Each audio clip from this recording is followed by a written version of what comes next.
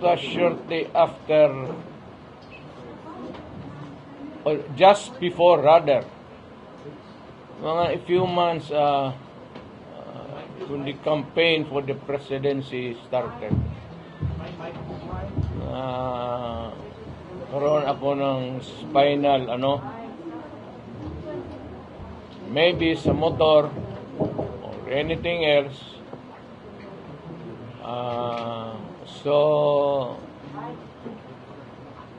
binigyan ako ng fentanyl ni Dr. Rosario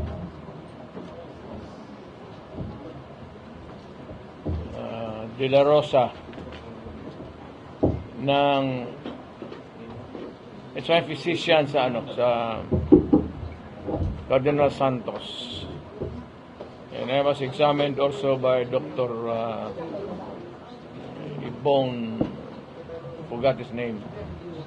But one of the things that was prescribed since I was in pain before ako tinusok dito, I was given fentanyl, kaya doon ko nakilala yung fentanyl. And as a matter of fact, yung word fentanyl came out from my mouth first. Kasi nasabi ako, may inuunom rin ako na strong substance. But si Presidente Marcos, sabi kasi niya na baka epekto ito ng fentanyl. Mr. President, you might want to read the synopsis of fentanyl dyan sa may hawak-hawak ka man ng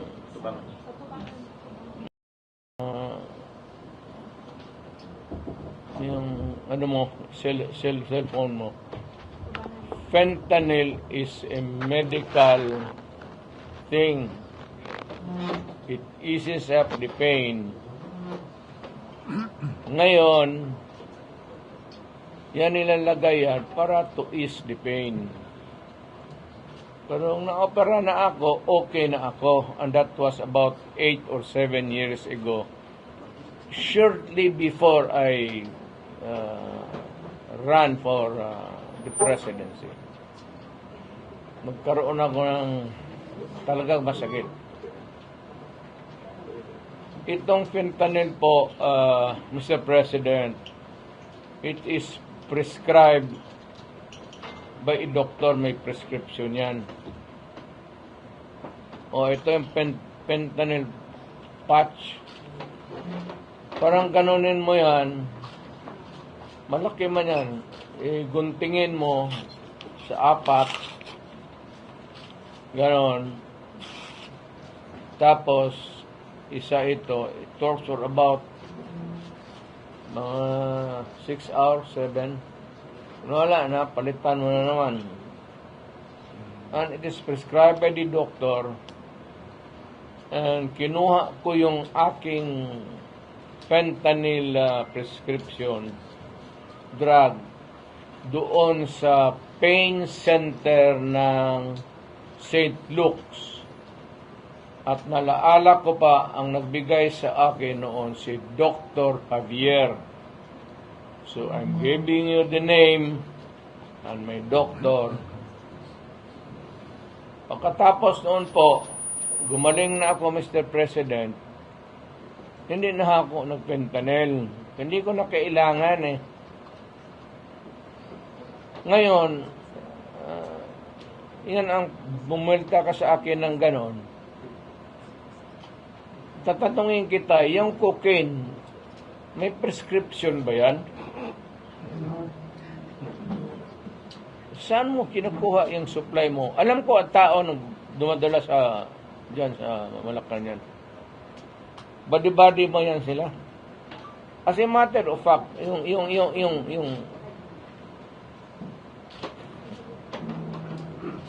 yan sa cabinet mo. Yung mga body-body mo noon, sa binata pa kayo, kasama mo yan sila, kung nandito ka sa Davao, hirit kayo ng cocaine, doon sa Tadeco. Yan, gusto kong pananganan. Nandiyan sa Malacanang yung isa, gusto trabaho. At yung iba, gusto mo pangalanan ko. Pero, ano na kasi, tayo na lang, kasi wala naman silang kasalanan. It's your idea kasi itong ano.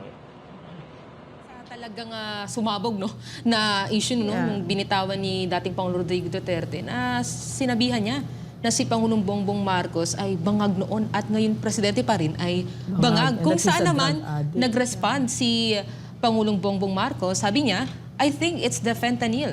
Fentanyl is the strongest painkiller that you can buy. It is highly addictive and it has very serious side effects. PRRD has been taking the drug for a very long time now. When was the last time he told us he was taking fentanyl? Mga 5 or 6 years ago? After 5 or 6 years, it has affected him. Kaya palagay ko, nagkakaganyan. I hope his doctors better take care of him. Okay. So, as a doctor, no, and as someone who, as a doctor first of all, fentanyl is totally legal, no? It's a prescription drug, unlike cocaine, of which the sitting president is now being accused of being an addict of, diba? So that is the very big difference. It was given to PRRD as a prescription for his surgery. And number two, the last time that the president took it, the former president took fentanyl was 2015, 2016 before he sat as president. Walang illegal na ginawa ang former president, no? Whereas now, ang nakaupo ay yun ang accusation sa kanya that you are a drug addict. And PRRD is no longer the president. He's not the one that's on trial here, no, with that accusation. What we're concerned about is that a sitting president is a drug addict. That's the allegation. Yeah. And I heard the president say, I'm not going to dignify it when he was asked if it is true. I don't think that has, the ball is in your hands, Mr. President. The Filipino people demand that you take a drug test and a full disclosure be given to the public of what your health is. Yan ang karapatan namin. Accountability, transparency. So that is the demand of the Filipino people. Ayun. Take a drug test and give a full disclosure to the Filipino people. We deserve nothing less. Yan. At maganda dyan, Ma'am Lorraine, makakasama natin si Atty. Mark Tolentino para magbigay ng legal na kuro-kuro sa valid sovereign call of the people na ang presidente dapat ay huwag magkaroon ng squid tactics. Pag sinabi pong squid tactics, bubugahan mo ng tinta ang tubig para maging malabo. Yeah. Ang panawagan po at nakasalang na moral authority question is not on the former president, Rodrigo Duterte. Ang nakasalang na moral authority question, moral ascendancy, and fitness and competence to govern ay nasa iyo po, Mr. President, because ikaw ang sitting president. At sa tingin namin po, hindi nakakatulong yung sinasabi mong fentanyl yan, effect ng fentanyl, epekto yan ng hindi siya nakukonsulta ng doktor. Anong connection doon? Non-issue po yun. Ang issue dito, hindi lang si Pangulong Duterte ang nagsasabi nito. Marami na po ang kumakalat sa social media for almost 3 or 4 months na ito na hindi nyo pinapansin. Kumibo lang kayo nang nagsalita na si Pangulong Duterte with a very categorical public declaration. So the main issue here is not about Rodrigo Duterte. Naging mensahero lang siya. Do not shoot the messenger, Mr. President Marcos Jr., but address the message square and fair and with urgency. In fact, hindi ka dapat pumunta sa Vietnam, in my own personal opinion. Hinarap mo dapat ito. At hindi mo dapat pinalabas na parang baliwala ito.